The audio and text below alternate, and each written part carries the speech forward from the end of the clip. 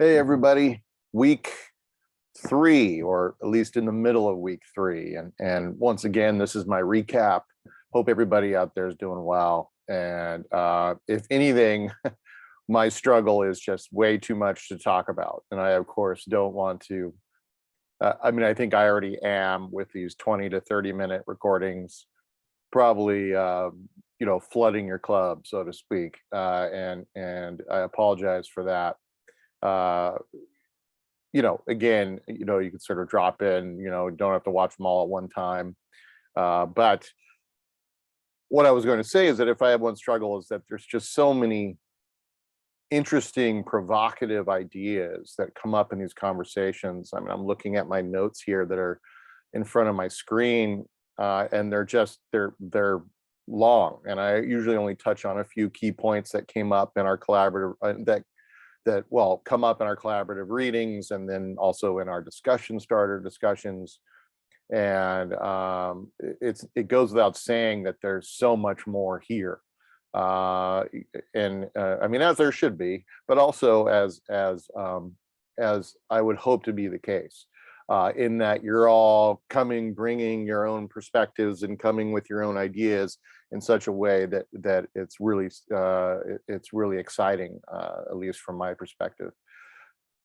Couple of business notes, and then, like I said, I want to get right to some of the sort of key points and interesting things that really caught my eye in both the CR3 with GLYPH VATIC, and then also some of the things that are coming up in the discussion starter posts. Molly and Sebastian did some wonderful work there. The other notes that I want to make is just that I've replied to everybody's seminar project brainstorm with a brief video reply. It's about 5 minutes. And so I hope that's useful to you. If you haven't checked it out yet, that's fine, but do check it out soon. You'll see that the basic premise of my reply isn't to say like, hey, you need to do this, or you have to do X, Y, or Z. It's really just to sort of brainstorm out loud with you, encourage you, give you some ideas perhaps, or other pathways you might take. But those projects are really yours. And it's exciting to see all the different ways that you're making those projects your own. And so one other thing that I note in every one of my responses is that I'm not really going to be checking in with you on a weekly basis or anything like that regarding the seminar projects. The last week of our class, week 6, is going to be completely dedicated to us finishing our projects. We will have a kind of like rough draft workshop, seminar project workshop, early in week 6, which I think is the first week of August, if I remember correctly. We won't have any collaborative readings. We won't have any discussion starters. We won't have any case studies. We won't have anything like that. It's all the time will be dedicated toward the seminar projects. So we have that to look forward to, but I highly encourage you to get started on those seminar projects now, sooner rather than later. That way you're not sort of, scrambling in the last week of class. So maybe I think it's a good idea, and I said this in a lot of my replies, is set up a little schedule for yourself, right? So by the end of this week, what do you want to have done? Do you want to, have read a few articles, or obviously this is relative to whatever your project is, but by the end of next week, what do you want to have done? Do you want to have written a couple pages, or maybe you have, completed at least 1 or 2 of the interviews, or whatever it might be? I think it's really smart. I know for myself, in the way I work, excuse me, I just hit the microphone. I don't know if that made a huge thunderous noise. I apologize. But I know for myself that it's useful for me to have some sort of schedule, something that sort of keeps me on track and something to work towards.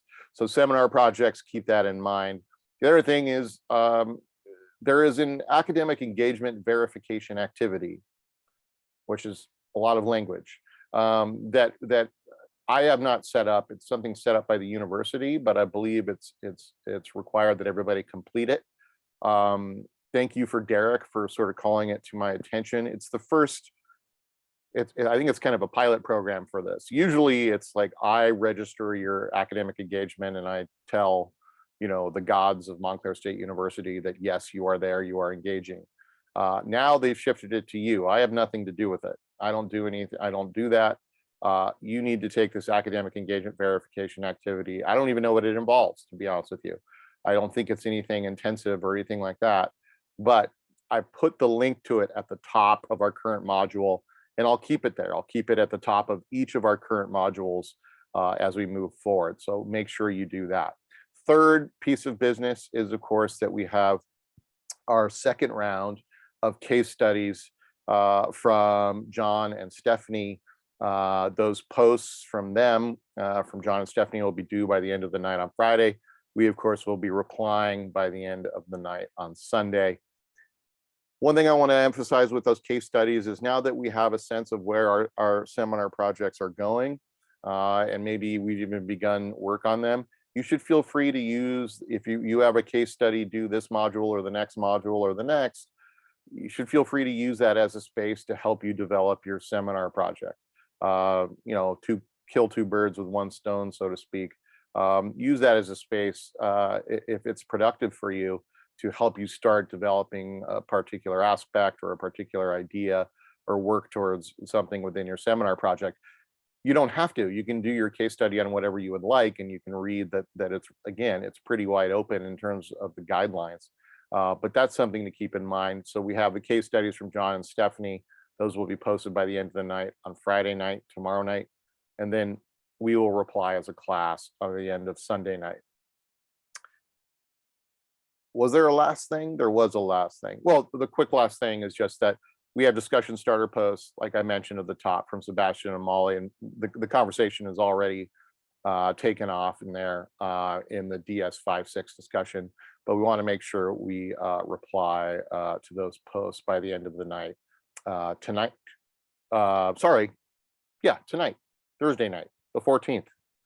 Geez, is it the 14th already? That's just, time flies by quick. Okay, so I want to get right into it, just recap some of the key ideas surrounding just really some great ideas and things that really caught my eye. You know, with Schwanger's opening article and the murder of the Thing, which, you know, unsurprisingly, I think raised a few eyebrows, and I think appropriately so. It's sort of dramatically presented. But I have to agree, Molly and Derek and Binal talked about this Gulliver's Travels, Gulliver's Travels. That's right, Gulliver's Travels reference, right? This idea that we get rid of language, and you know, Jonathan Swift, of course, being a kind of comedic, sort of allegorical writer. This idea that we get rid of language because it's so imprecise. And then to bring back weight, you know, the weight of things, to carry around all the things that we need and use this language of objects. And of course, we get the rest of the readings talk about this language of objects. Both Molly and Derek talked about, and Binal talked about the ways in which we've sort of lost that weight of language. Maybe the word we used in our last module was that kind of magic of language, or have we lost it? Maybe in many instances, you know, in some instances, some contexts, that magic or that weight of language is gone, whereas in others it's not. So a question I sort of had myself, how can we bring that weight back to language? Again, I'm always thinking about developing questions in regards to how this could be useful for me. So I'm a writer, I'm an artist, I'm a, you know, obviously I'm an educator, I'm a learner, I'm a student, I'm all these things. I'm a husband, I'm, you know, a son, I'm a brother. So how can I bring weight to my language, you know, using that kind of interesting metaphor? Or what sort of mediation and technology might allow for such weight? And conversely, what kind of technologies take away from that weight? And so for me, like, one thing that jumped to my mind immediately, and you all have talked about this somewhat, and it's common, right, that social media sort of takes away that weight of language, and as opposed to a one-on-one conversation. So of course, this also connects to Plato's and Plato/Socrates, or Plato's writing down of Socrates' work, ironically again, about how this loss of language to sort of within dialogue, and essentially language being killed, or ideas being killed, or communication being killed. So I have a couple ideas about this, and I'm going to sort of develop them because you guys actually develop them as well in terms of your context, or excuse me, your commentaries. And Binol talked about the simplification of language and how labeling can simplify, right? And I like this idea that Binol brought, that the nuance of language is necessary. And this immediately reminded me of the discussion we were having. Oh gosh, I think it was last module, maybe the module before. And you guys are noting all these like sort of constellations between these ideas, between the readings, right? This idea of oral culture, I think it was in the Walter Ong reading, an earlier one, that oral culture, right, has a lot of sort of fluff in their language. They have a lot of nuance, right? They really sort of work to kind of paint a picture. And as opposed to where we seem to be a little bit more pragmatically oriented in our language, particularly in this time when not only we have this kind of shortened, curtailed communication or more direct communication. And I think that's because we use communication in a much more, the purposes it's usually geared towards is much more direct and pragmatic. And I think this has something to do with the consumerism and the capitalism, and that language is often so business related. You know, we're not having long, extensive one-on-one conversations with one another as much perhaps as we were before. You know, text messages don't really sustain or foster that kind of behavior. So the nuance of language being important, and think about therefore how that lack of nuance very much impacts our understanding of one another, our appreciation of the complexity of one another. So another question is sort of how might the weight of language correspond to its complexity, right? Like a more complex language system, does that have a more full, more weighty, or different writing styles? Like I was thinking of a writing style that's really short and terse, like maybe somebody like Hemingway, right? As opposed to somebody like, say, Jack Kerouac, who writes in this really kind of circular, wild, just extensive descriptions that are meandering and so many modifiers and run-on sentences. And are those two different experiences? Those two different kinds of weight of experience. It's interesting thought. The other thing was just the idea of the power of communicating through objects, which is not something that's gone, right? It's something we do all the time, right? So one question I had for us was, in what ways do we still very much communicate through objects?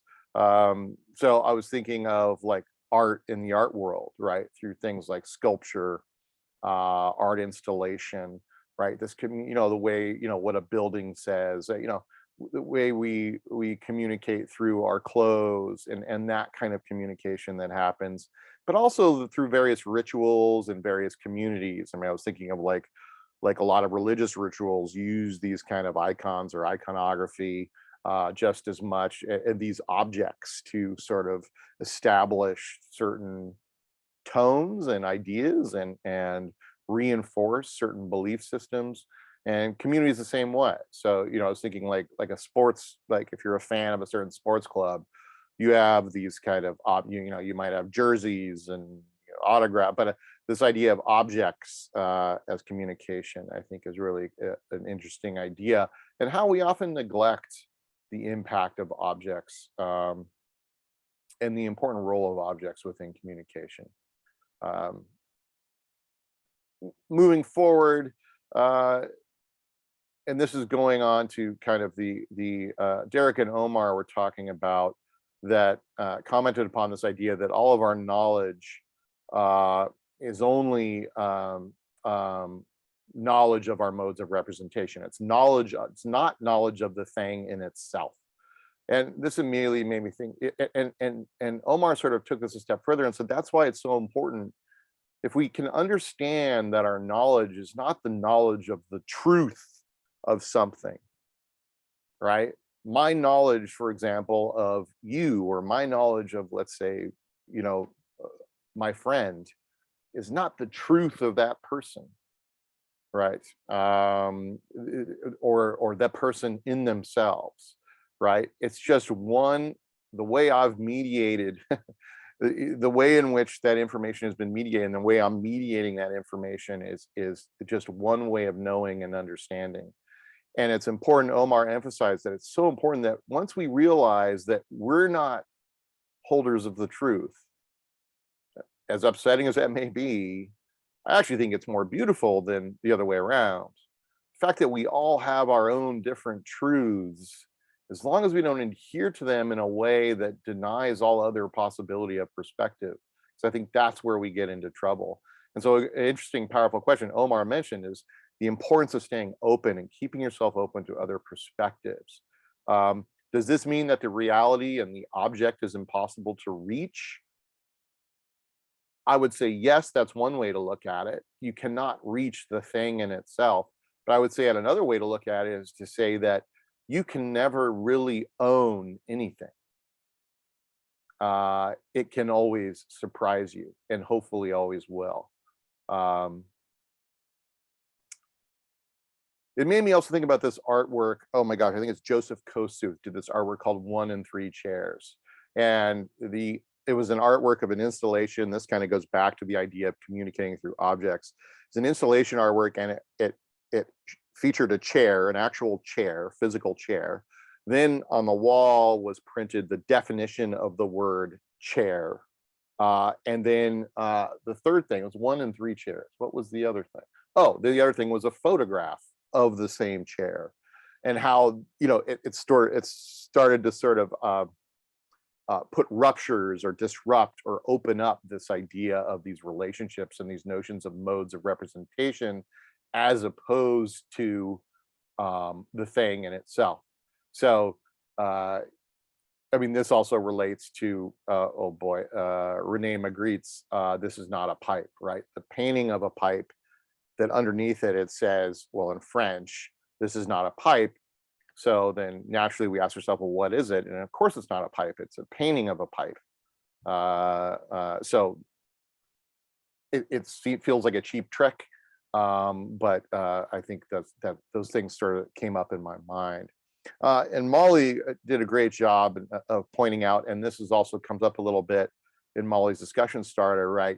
That this cold abstraction and objectification produced by symbolic communication can be seen as a kind of precursor to data science and cloud computing, predictive analytics, this kind of removal or abstraction.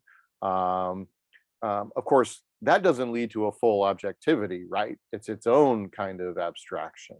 In other words, well, what I mean by it doesn't lead to its own full objectivity is something that jumped in my mind with Molly's consideration of that, is that, and this also connects to the idea of all symbols having a kind of cultural inflection, that we can't, Derek said at one point, we can't forget ourselves.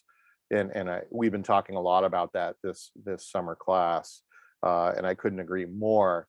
But that, you know, I think it was when they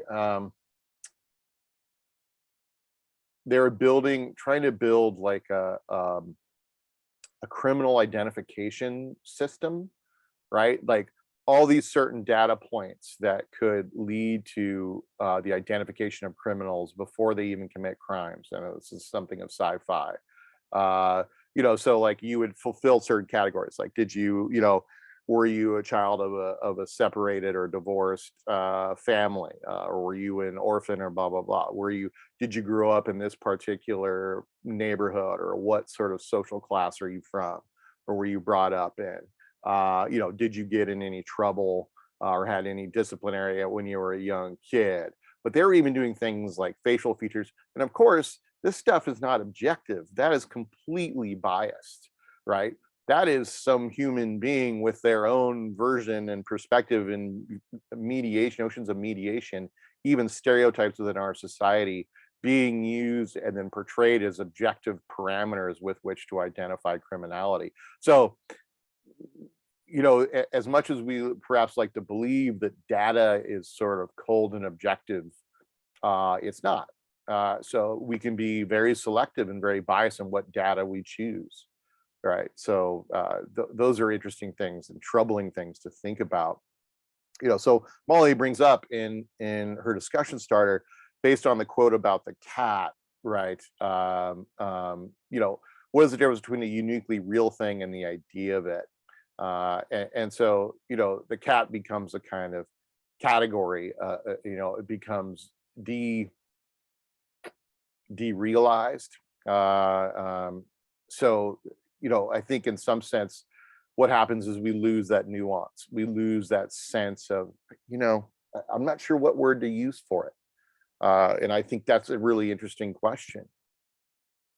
Are we losing? What are we losing? Right?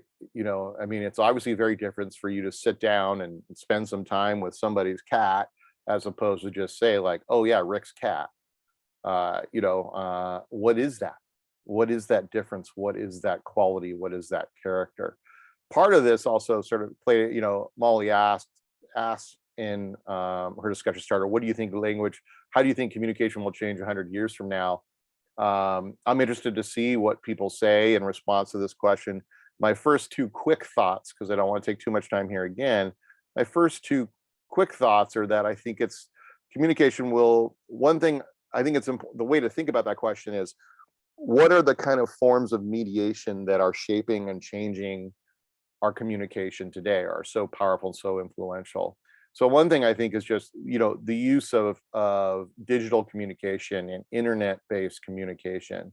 So I think you see it changing our language already. I mean, I think Michael in a post, the case in Michael's case study from last module, talking using the word buffering as a way of like not, you know, being separated from something, which is obviously very much an internet. Or, you know, I hear my wife, you know, talking about her workplace and talking about, you know, having a conversation is, you know, downloading something, right? Like, oh, my colleague downloaded me on the situation.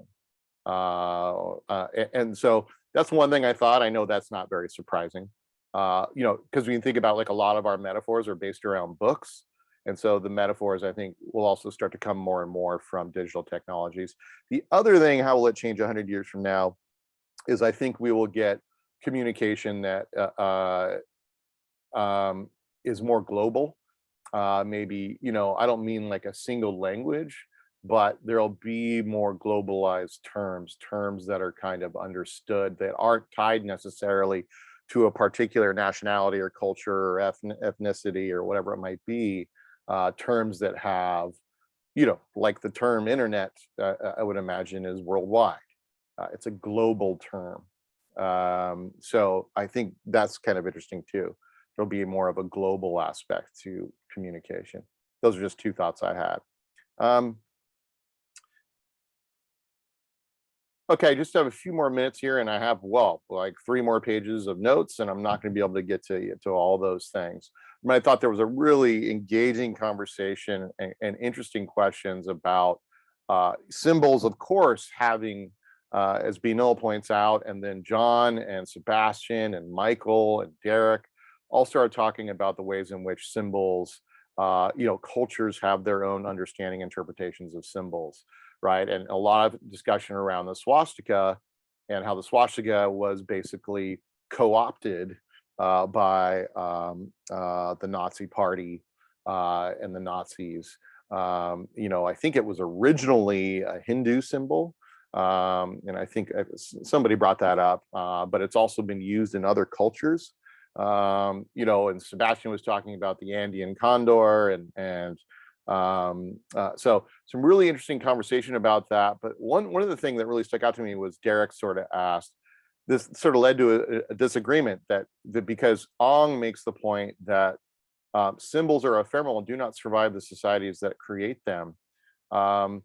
And Derek says, well, I think the fact that the swastika still to most people represents the kind of Nazi ideology and hate, maybe is evidence that that's not the case. And I kind of had 3 sort of further thinkings of this. I said, one, how can we recognize this as being our problem, right? Maybe that we need to recognize that the Nazi meaning is not set in stone, it's entirely arbitrary. Maybe we won't let it go.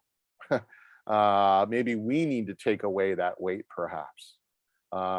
my other thought was how the Nazi meaning for the symbol changed even since the Nazi era, right? So for the Nazis, that symbol meant something like a point of pride, like a point of probably also like a point of hope, a point of, now I would say the swastika is more about hate, genocide, fear, fascism, right? As opposed to what the Nazis may have viewed it. So one thing we could argue is that the meaning of that symbol has changed. My third thought was that we're still living in that society.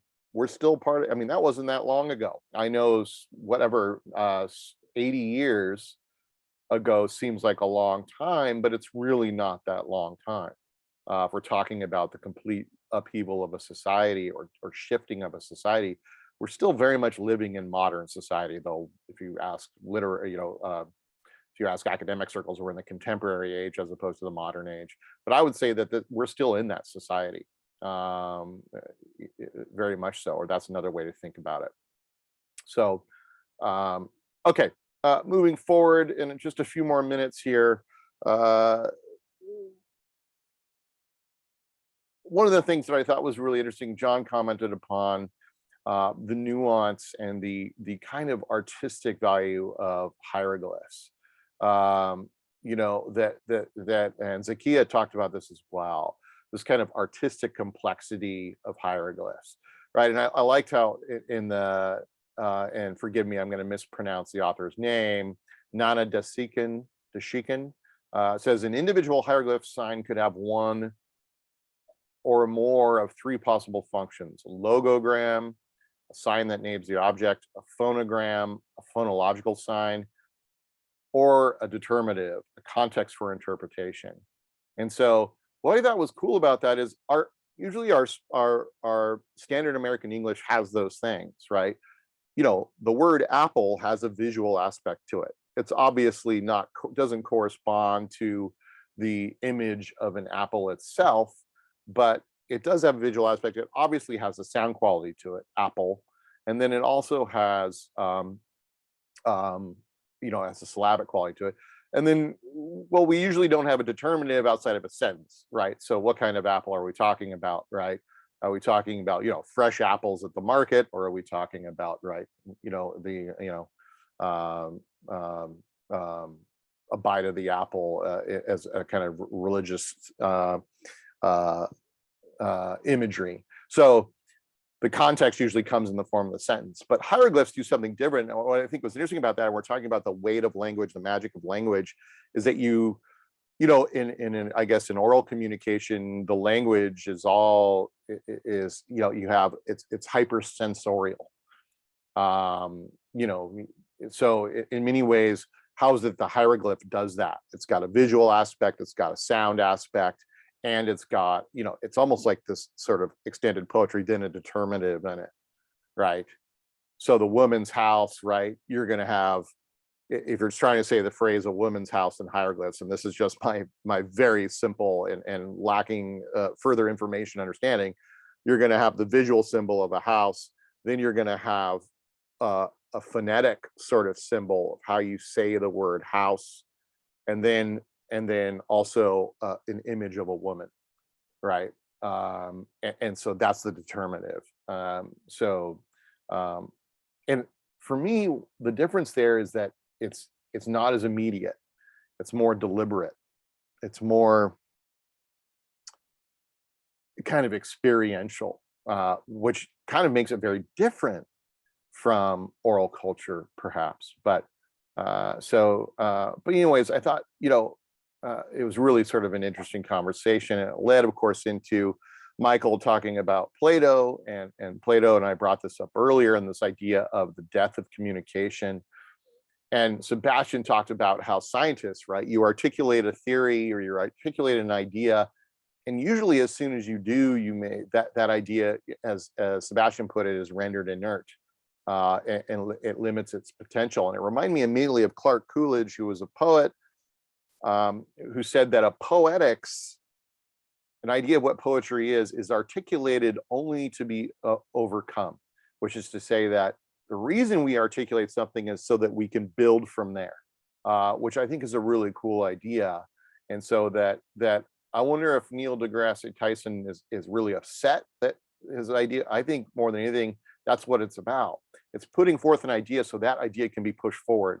That to me is actually what critical um, intertextuality is all about, right? Developing ideas, moving forward.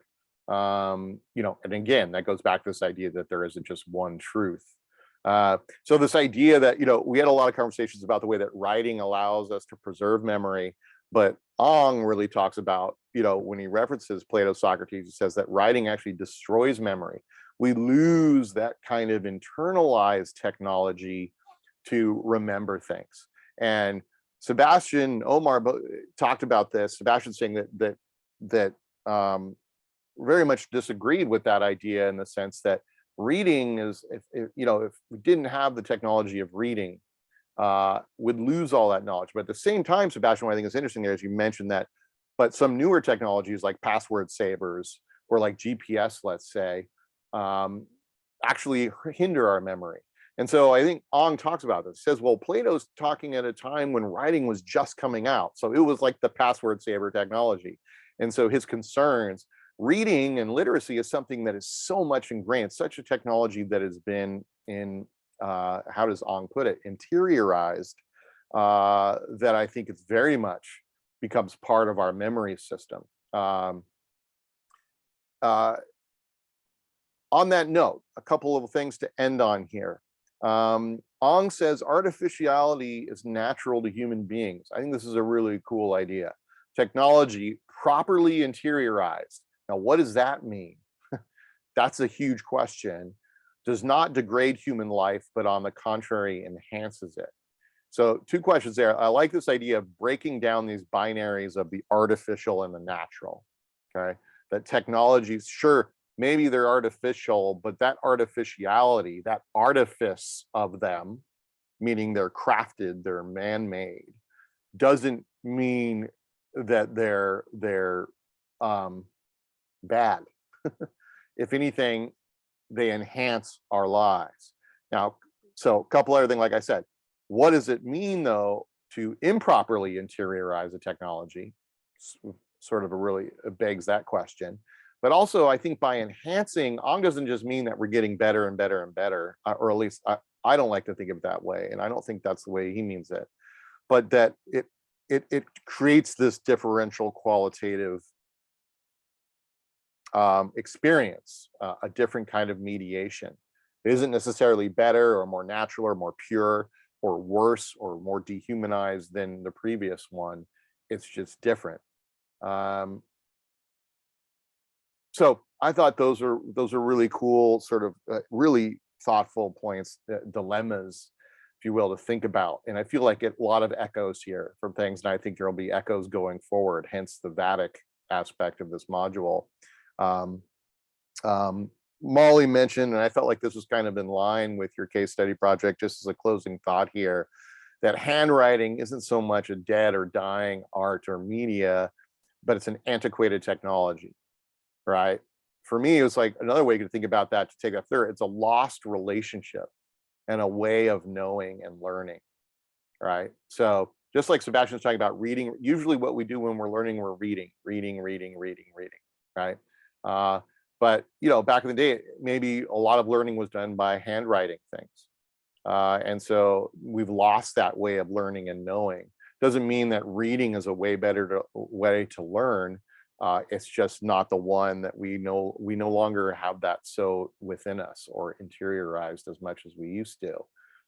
The other last thought was that different conceptions of memory, and I feel like I've brought this up before, but we think of writing as a way to immortalize. And what if writing was actually a way to, and for me, that's very, again, maybe I've read too much Marx, but that's very sort of capitalist culture, right? Like copyright. Like, I wrote this idea, it's mine.